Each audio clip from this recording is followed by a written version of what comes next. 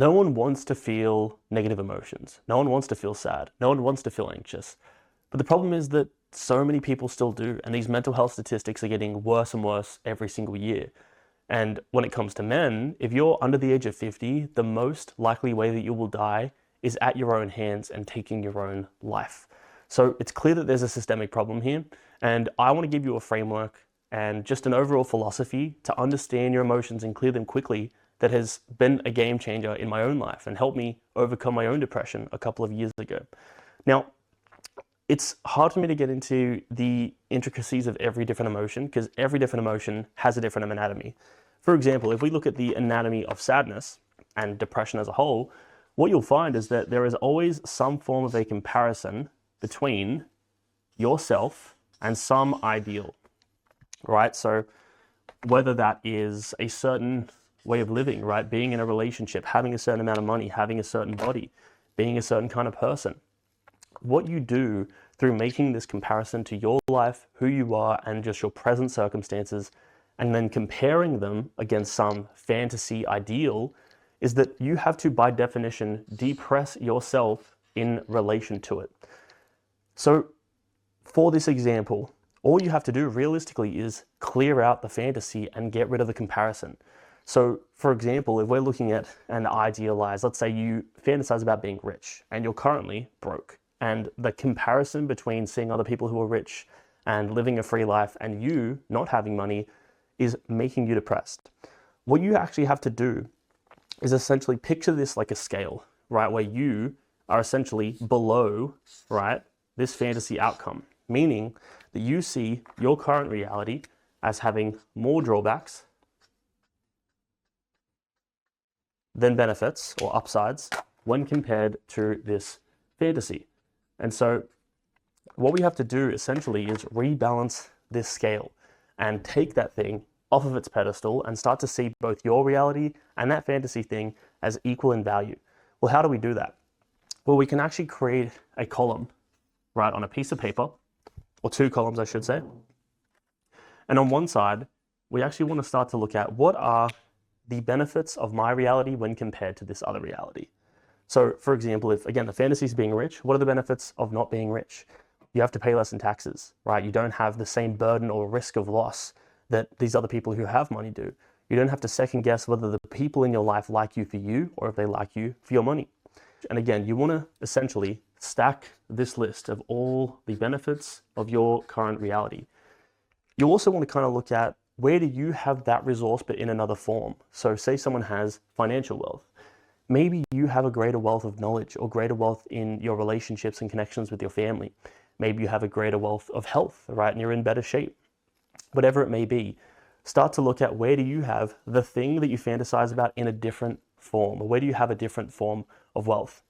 Another frame that I like to think about is when we compare our life to someone else's life who has this fantasy, who has this thing that we want, you want to really consider, would you be willing to trade every single part of your life if it meant that you got to swap lives with this person and have this thing? Would you get rid of your family, get rid of your friends, get rid of your partner, get rid of your body, get rid of your knowledge and understanding of the world, and just overall, just everything that you have contained within your mind right now? Because if you're not willing to give that all up, then the comparison probably isn't fair to make because you're comparing one tiny little slither to an entire pie, and that's not a fair comparison to make. Now, in the second column, what we want to look at are the downsides of that fantasy. So again, a lot of the time this is an inverse of the upsides, but create a list of all of the downsides of having this reality rather than your own. So again, you have to pay more in taxes. You have to be more skeptical of the people that you date, more skeptical of the friends that you make. You have to live with a greater fear of loss of everything that you've earned. You have more responsibilities. You probably have staff or some other responsibilities that allow you to sustain that wealth. And again, you want to keep stacking all of these up until you can truly say, with confidence and with gratitude, I'm actually grateful for my life as it is. I understand that this fantasy isn't inherently better or worse, it's just different. And with that, I can essentially not have to worry so much about thinking that my life is worse as it is. The power in that is that because you clear the negative emotion, you can start to still pursue this, right? without the negative emotion of doubt, of lack, hold you back. Because, again, objectively, the emotion doesn't help you get it. It just makes you feel shit about your current reality. So by going through this process, you can actually clear away the negative affect, the negative emotion that's preventing you from taking the actions necessary to even make that reality true for you. Now, again, I say this to highlight one individual anatomy of one individual emotion. Within Better Men Academy, for example, I have a set of 16 different tools and 16 different anatomies for 16 different emotions to clear each of them individually. But to give you another example, if we look at anxiety, anxiety is essentially a comparison of a past painful event that you're afraid will reoccur in the future. So you're projecting your past pain onto the future and assuming that it will come true again. So here we want to kind of go through the inverse process. I mean, it also almost is the same process, but again, we have to look at it from two different vectors. The thing that we fear happening and the past painful event that we fear reoccurring in that future fear. So again, we're looking at this on a scale. We currently see this as more painful and more negative than its equal and opposite, which would be whatever happened here, its equal and opposite would be the complete opposite thing happening. If you were broken up with and heartbroken, obviously the fantasy or the equal and opposite dream that you have that you wish had happened instead would be being in a loving relationship and that relationship succeeding. So what you want to do here is, again, go through the same process. What are the upsides to your current reality over that fear?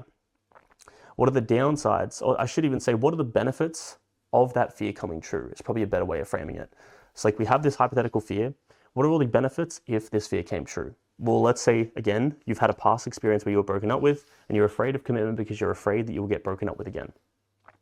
Well, let's say, what are the upsides to being broken up with? Well, again, you now have more free time, you have more money to spend, you have more mental resources, you've created space in your life for someone else who might potentially be a better fit.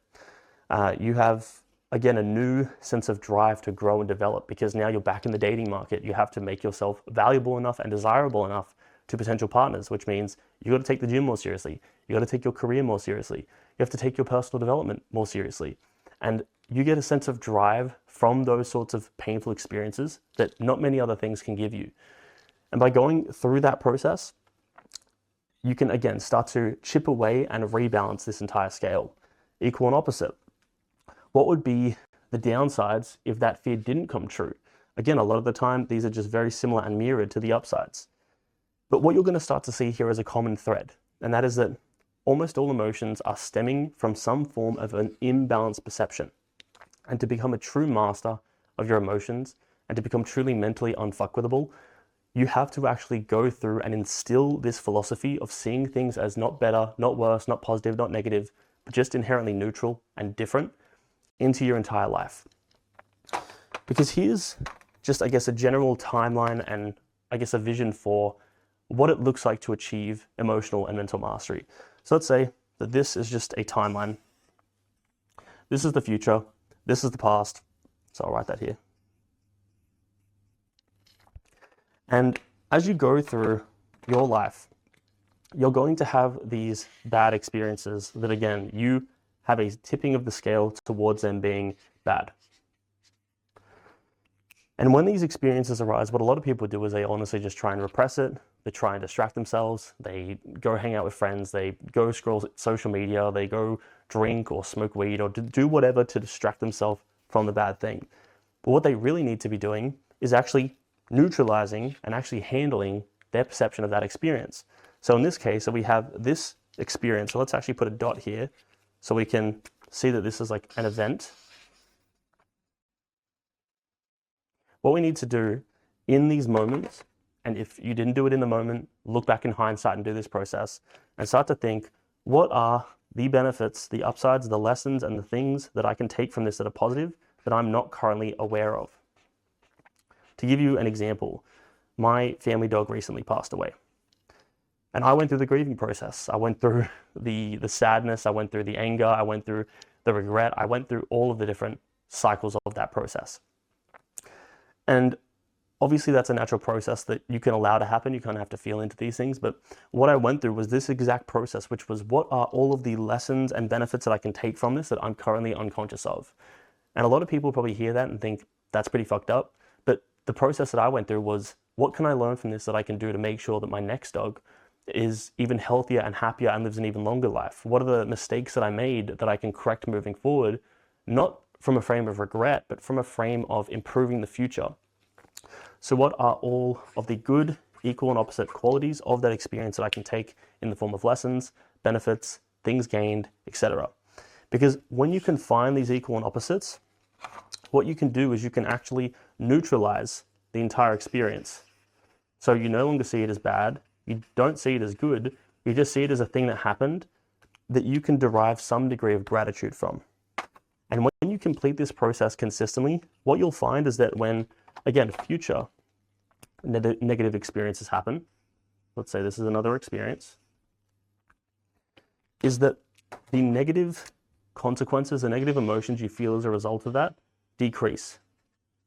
The amount of drawbacks that you associate from them decrease, because again, you learn from this process, you learn from identifying all the upsides and lessons of past painful experiences, which is unconsciously rewiring you to start to see things as more neutral than you did previously. So you'll start to notice that the things that you go through don't seem as bad. Of course, they're still going to seem bad to some degree, and so what you have to do, again, is you have to repeat this process. You have to find what are the equal and opposite benefits, upsides, lessons, and things that I've gained from this experience that can show me that it is not an inherently bad thing, but is rather just a neutral thing. And again, once you identify those in equal proportion to the bad, you will neutralize that event too. And this is how you achieve emotional mastery, because every time that you repeat this process, the actual negative consequences of the experiences that you have actually weaken and weaken until they honestly neutralize in the moment of experiencing them. So you have a bad experience, you find the equal and opposite, and you neutralize it. Have a bad experience, find the equal and opposite, and neutralize it. Have a bad experience, find the equal and opposite, and neutralize it. And what you're doing is you're going on this path where you no longer see things as, tilting towards being more negative or tilting towards being more positive. You just start to see things with more of a neutral, balanced perspective and a lens of gratitude. And this point right here, this point between positive and negative, because if we essentially look at these two extremes as extremes of our perspective, this is the negative side and this is the positive side, then we no longer see things through these imbalanced lenses. And we can just start to see them as they are, objectively, rationally, without emotion and without bias. And this is also true for things that seem positive on the surface, that you're unaware of the negatives. So if you meet a girl, right, and you are infatuated with her, all you see are her upsides, everything that's good about her, you're completely blind to the downsides, what you're going to experience is the emotion of desire and infatuation and, in a way, addiction, right? It's an addiction to a person. So you fear the loss of that thing, you fear the loss of that person, and you want nothing more than to have that person. The problem with that is that it makes you needy. It makes you obviously ruminate on being with them and ruminate on them as a whole. It's going to make you act more desperately. And again, it's going to emotionally influence your actions. So you have to go through the equal and opposite process, which is if you're enamored with this person, right, what are the downsides, the negative traits and negative qualities that you are currently unaware of that can balance them out? And again, as you do that, you neutralize your perspective and you can start to see things and people more rationally and as they are, which are balanced people, because everyone has both good and bad.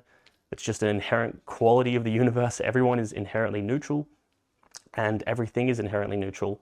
And the point where you see things as inherently neutral is the point of wisdom. It's the point of emotional mastery. It's the point where you have mastered your perspective of the world to see it as it is, as nature sees it, as things objectively are, without emotional bias. So when you can truly master this understanding of the mind and of the world, you can become unfuckwithable. You can completely eradicate emotions as they arise very quickly, and you can truly master your inner world. So if that was valuable, don't forget to subscribe. I'll leave another video here for you and links down below, and I will see you in the next one.